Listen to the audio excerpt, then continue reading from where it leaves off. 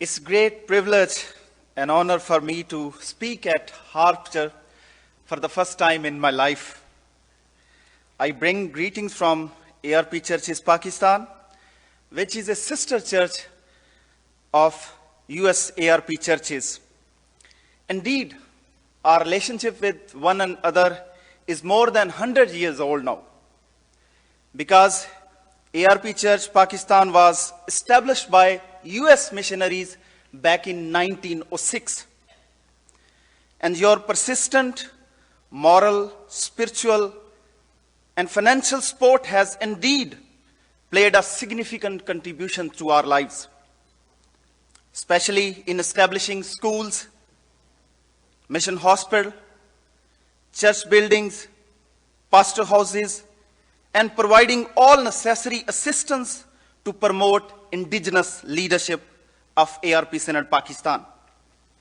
Even my own current study trip to Greenville Seminary is a clear proof of your love and concern for ARP Churches Pakistan. I really want to thank you from the bottom of my heart and pray that God bless you more and more. Coming back to the sermon, 10th December 2013, after being discharged from Mission Hospital, I decided to turn on my computer because I was not able to open my laptop for many days. But as I opened my computer, abruptly I jumped to another web page where President of United States of America was speaking so eloquently. It totally caught my attention because he was speaking at the memorial service of great Nelson Mandela. It was 5th December 2013 when the world lost the great legend of our days, Nelson Mandela, the former president of South Africa. Indeed, it was a sad news for the people of South Africa and world at large. When the date of Mandela's memorial service was announced, the world topmost leadership rushed to pay tribute to the services rendered by ex-prisoner and President of South Africa. US President Barack Obama and two former US Presidents, including Bill Clinton and George W. Bush, were also there to acknowledge his twofold contribution.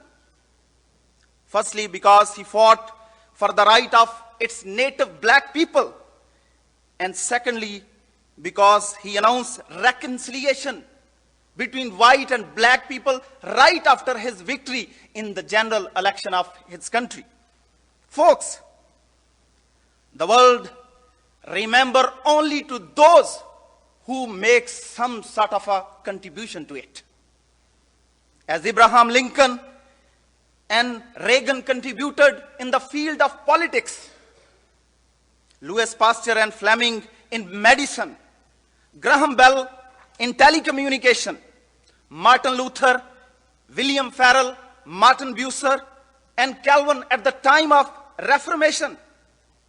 Moreover, when I read about the old missionaries like William Carey, who is considered as the father of modern mission, Andrew Gordon, first UP missionary who went to India, Mike Hunter, Henry Martin, who translated Urdu Bible for us,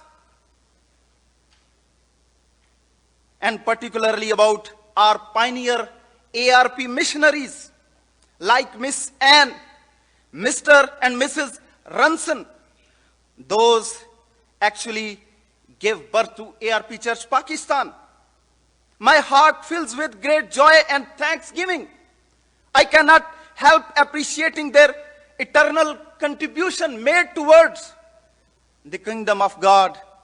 Then I start thinking about myself.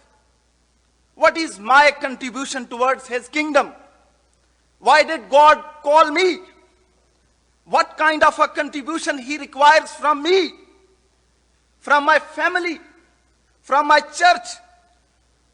Today, we all need to think about this question, because one day we shall all stand before the throne of our Lord, and we shall have to be accountable for that. This morning, I want you to concentrate on the Gospel of Luke from chapter 5, verses 1 to 5. Folks, I have not come from Pakistan to urge you to do great things. As once William Carey said, expect great things from God and attempt great things for God. But I simply want you to start taking small steps toward the consummation of God's kingdom. So I want you to go step by step. So first step I want you to take with me is give whatever Jesus asked for giving. Give whatever Jesus asked for giving. When we read this passage, the Bible says when Jesus comes to the lake of Gennesareth, crowd was pressing in on him. Jesus wanted to preach to them. The crowd wanted to hear Jesus, but Jesus had no proper place to preach to them. But suddenly he saw standing two boats standing by the lake.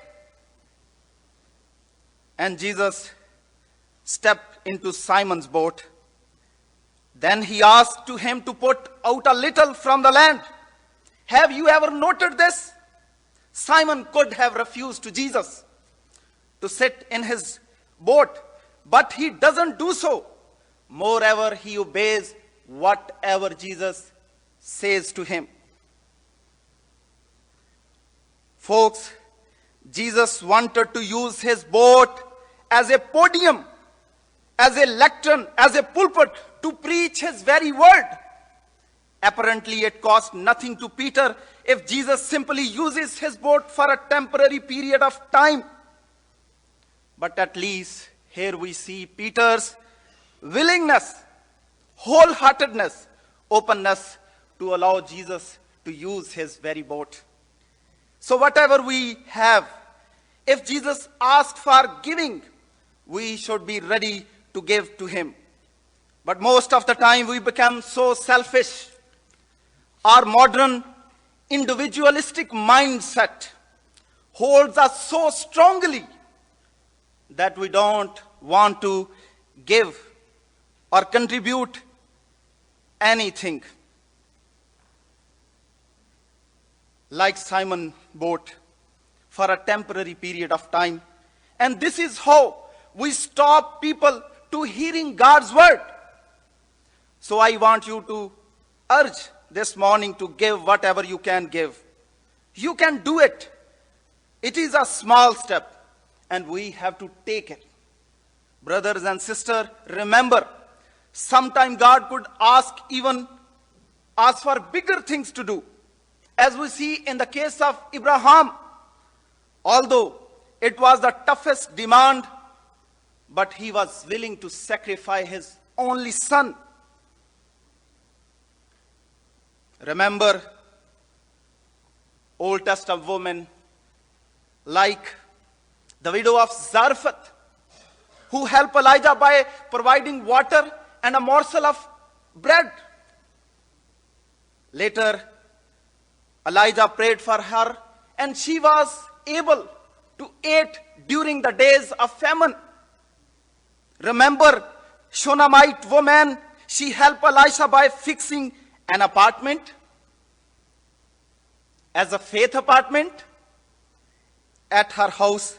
Later, Elisha prayed for her, and she got a blessing of a baby boy. Remember, whatever we have to give it for the cause of God's kingdom.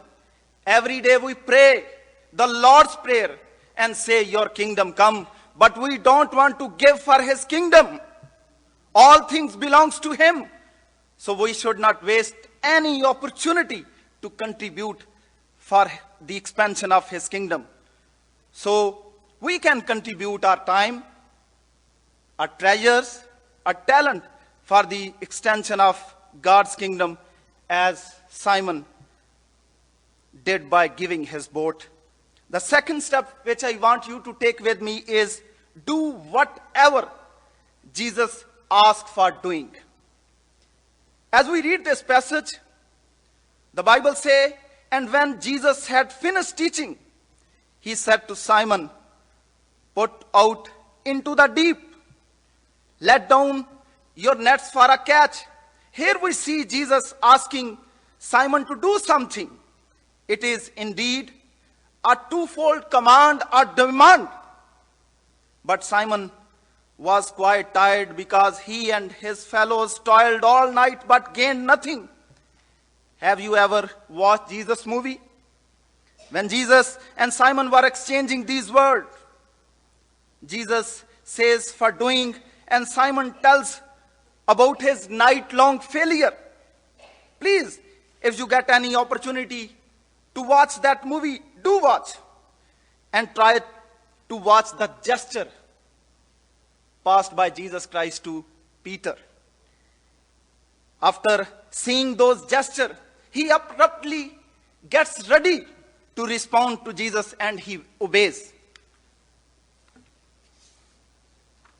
Never see on your failure, always look toward his face and be blessed. So we have to do whatever Jesus asked for doing. And third point which I want to share you is get whatever you have not even asked for. When they had done this, the Bible says they enclosed a large number of fish. Remember, when we give Jesus whatever he asks for giving and do whatever he asks for doing, Jesus starts blessing us. Whenever I ponder on this passage, I consider this miracle as a reward given in result of Simon's obedience. So we have to give, obey, and we have to get our reward.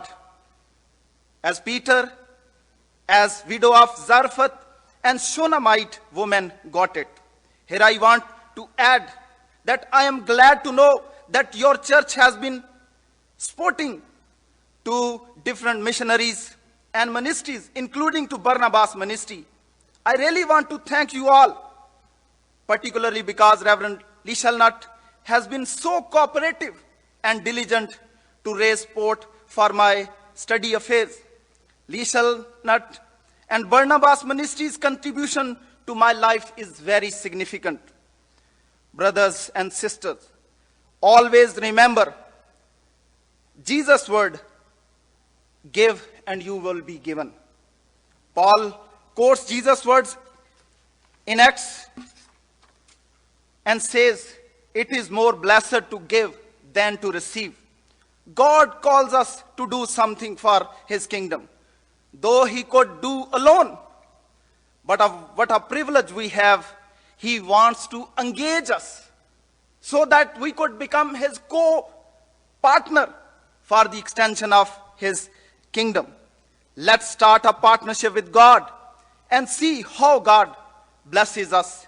In this world, we often see people starting their businesses and on partnership, but sometimes we see them suffering with great loss.